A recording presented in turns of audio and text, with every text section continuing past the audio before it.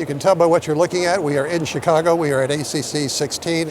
And now for about 40 years, Dr. Dean Ornish and his colleagues in collaboration with UC San Francisco and a bunch of other centers have all conducted a series of research studies demonstrating the powerful impact of changes in diet and lifestyle. So please let me introduce you to Dr. Dean Ornish, who is MD and founder of the nonprofit Preventive Medicine Research Institute. You know, April 2015, one exact year ago, we had a cover story in CSWN on changing diets, saving lives. So this is kind of for us, it's an update of our cover story. Good. You know, we found over the last almost 40 years that these same diet and lifestyle changes could not only reverse heart disease, we're able to show for the first time in randomized trials that that was the case, but also can slow, stop, or reverse the progression of men with early stage prostate cancer, can reverse type 2 diabetes, can change gene expression in over 500 genes, upregulating the protective genes, turning off or downregulating the genes, particularly ones that cause chronic inflammation, which, as you know, is an underlying substrate for so many chronic diseases, as well as the genes that the oncogenes that promote prostate, breast, and colon cancer. We found that these same lifestyle changes can lengthen telomeres, the ends of our chromosomes that control aging, in a study we did with Dr. Elizabeth Blackburn, who got the Nobel Prize for discovering telomeres. It's still the only intervention, including pharma, that's been shown to actually lengthen telomeres rather than simply having them get shorter and shorter as we age. We're about to publish the first study showing that these same lifestyle changes can inhibit angiogenesis in men with prostate cancer. Medicare is now covering our program, so we're now creating a new paradigm of healthcare. We're training doctors and hospitals and clinics and physician groups around the country. And now that it's sustainable, now that Medicare is paying for it, most of the other insurance companies, you know, Blue Cross, Blue Shield, Anthem, Aetna, and others are doing so as well. And when you change reimbursement, you change medical practice and even medical education. So with all the talk about, you know, new diets and personalized medicine and so on, we found that if you these same lifestyle changes can reverse all of these conditions. And there's an emerging field of what's called lifestyle medicine, which is lifestyle not only to prevent disease, but actually to reverse it, either in combination with drugs and surgery, or often as an alternative to them. I think that's the fastest and most exciting growing field in medicine today. And Medicare and other insurance companies are reimbursing this at a high enough level that it makes it financially sustainable for doctors and others to do this. But more than that, it allows us to get back to our roots, is why most of us went into medicine in the first place. You know, in a managed care environment, if you have to see a new patient every 8 to 10 minutes, you don't really have time to talk about what's most important. You basically have a problem list, you listen to the heart and lungs, you write like a statin drug or other prescriptions, you're on to the next patient. It's profoundly unsatisfying for both doctors and patients. And it's why most doctors wouldn't recommend medicine as a career for their kids, or they're leaving the field when they can. We're creating a new medicine, a new model, a new paradigm where that Medicare will pay for 72 hours of training. And the doctor works with a doctor, a nurse, a stress management teacher, an exercise physiologist, a dietitian, and a psychologist. And so people come for 18 4-hour sessions. They get an hour of supervised exercise, an hour of yoga and meditation, an hour of a support group, which is why we're getting 85 to 90% adherence to our program after a year, and an hour of a group meal with a lecture. The doctor retains complete control over all therapeutic decisions regarding the patient, but doesn't have to do all the stuff themselves. They can really work as the kind of the quarterback of his team. And it's really fun practicing medicine this way because people get so much better, you know. Well, it's been frustrating for doctors because they are so busy, and they realize that this is all uphill for most patients. This is not easy.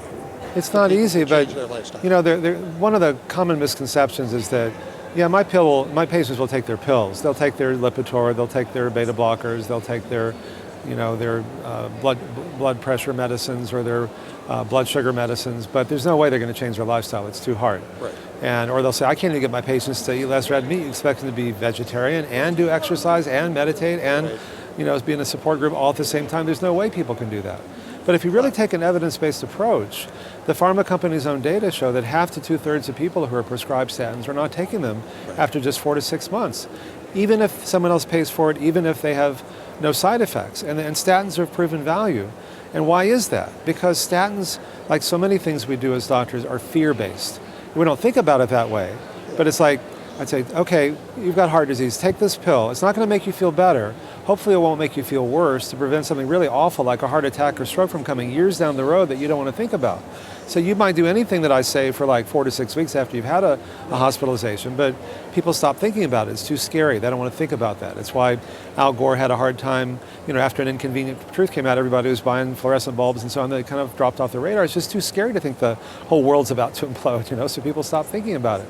But we found that while fear of dying or fear of something bad happening, fear is not a sustainable motivator. What is sustainable is joy and pleasure and feeling good and having a lot of love and support. And because these underlying biological mechanisms are so much more dynamic than we had once realized, when you make big enough changes in lifestyle, most people find that they feel so much better, so quickly. It reframes the whole reason from changing from fear to joy and pleasure.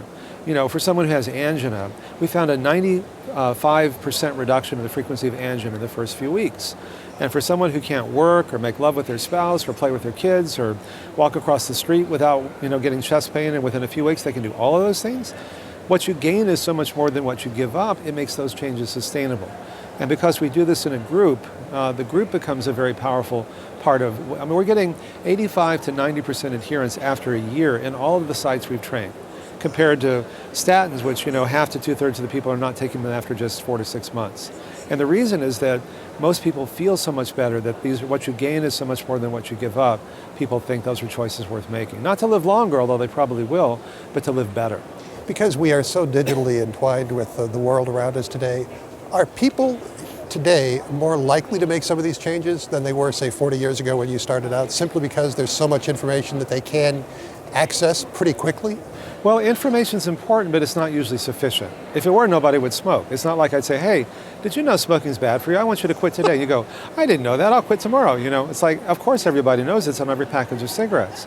So information's important, but it's not usually sufficient. I'm wearing my Fitbit. Steve Nissen in the other room is comparing, we're comparing our steps with each other. So there are those options that we didn't have 40 years ago. Oh, it can be useful. I'm not trying to say that, but it's not usually enough. Okay. Information's important. We're drowning in information. You can get information on Google, anything, anywhere, anytime. Exactly. But I don't know that we're a lot healthier because of that. It's useful.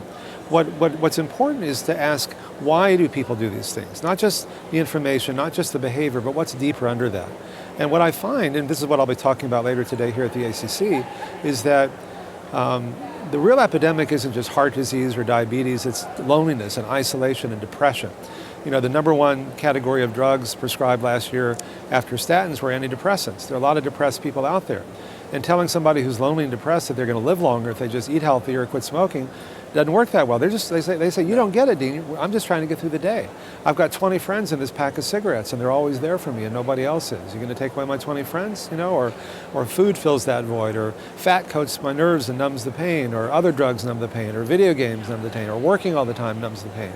So what we do in our study is we create a social network in person with people, and over the last 50 years, there's been a radical shift in our culture with the breakdown of what people used to have as social networks. 50 years ago, people had an extended family. They real had people as opposed to digital people. That's right, real people having real interactions. They'd have 2 or 3 generations of people living in a neighborhood. They'd have a church or synagogue they all went to. They had a job that felt secure. They had an extended family they saw regularly. And part of the advantage of that is that when you have those kind of social networks, people really know you. They don't just know your Facebook page or your resume. It's like, people think, gosh, I'm going to show this, but, if I don't get the love and respect, I'll lose. And even if I get it, I can't really enjoy it because it's just for this image of me. They don't know my dark stuff. But, if you grow up somewhere and in 2 or 3 generations of people, they know you. They don't just know your nice stuff. They know where you messed up, and you know that they know, and they know that you know that they know, and they're still there for you. And there's something really powerful about that. And so what we do in our support groups is not just help people stay on the diet, but to create a safe environment where people can let down their emotional defenses and just talk openly and authentically about what's really going on in their lives without fear that someone's going to judge them or criticize them or give them good advice or whatever. So somebody might say, I don't know, I might look like the perfect father, but my kid's on heroin or whatever. And instead of someone else saying, oh, well, why don't you send them to a drug rehab program? Like I hadn't thought of that, and say, oh, what are you feeling? Oh, I feels bad. Or, gosh, I used to have a problem. Or my kid's got another problem or whatever. Suddenly, It doesn't change the fact that your kid's still on drugs, but suddenly you don't have the shame and the guilt and the isolation around that. And that's really powerful, so powerful that people continue to meet, even though the program is only 12 weeks long, they continue to meet together often for decades because it's so meaningful for them. That's great. Well, you'll be happy to know that our current issue, cover story, is the three elephants in the waiting room: depression, diabetes, and obesity. There you go.